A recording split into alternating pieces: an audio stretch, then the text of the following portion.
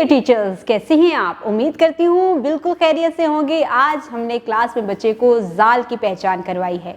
Class में हमने एक स्टोरी सुनाई।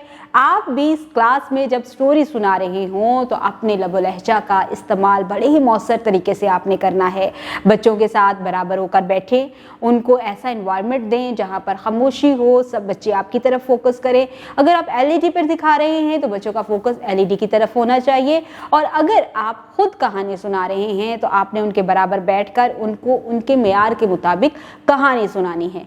ज़्यादा फोकस और एम्फसाइज आपने किस पर करना है? जी, जो नए अल्फाज लाल रंग में किताब पर लिखे हुए हैं उनको आपने ताकीद करनी है, उनके ऊपर एम्फसाइज करना है, उन पर स्ट्रेस देकर आपने उनको बच्चों को बताना है, ताकि बच्चे ज़ाल की इब्तदाई आवाज़ से शुरू होने वाले नए अल्फाज को भी समझ सकें, सुने गौर से, फिर बोलने के काबिल हो जाएं।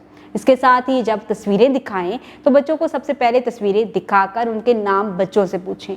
बच्चों की हौसला अफजाई करें उन बच्चों की जिनको उनके नाम आते हैं, और उन बच्चों को मोटिवेट करें जो कि उनके नाम नहीं जानते। आप उनके सही नाम बताएं, ज़ाल की पहचान करवाएं, ज़ाल लिखना सिखाएं, और साथ ही साथ आपको बच्चों की एक्टिविटीज़ का पता चल गया है कि कौन से बच्चे किन किन एक्टिविटीज़ में इन्वॉल्व होते हैं।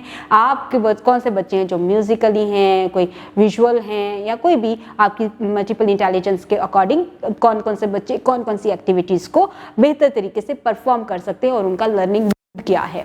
तो आपने उसके मुताबिक बच्चों से एक्टिविटीज़ करवानी है और बेहतर तरीके से क्लास का एनवायरनमेंट क्रिएट करना है। बच्चों को एक सूटेबल होमवर्क दें ताकि वो उसको घर से मुकम्मल करके लेके आएँ। उम्मीद करती हूँ आपने आज की इस वीडियो से बहुत कुछ सीखा होगा।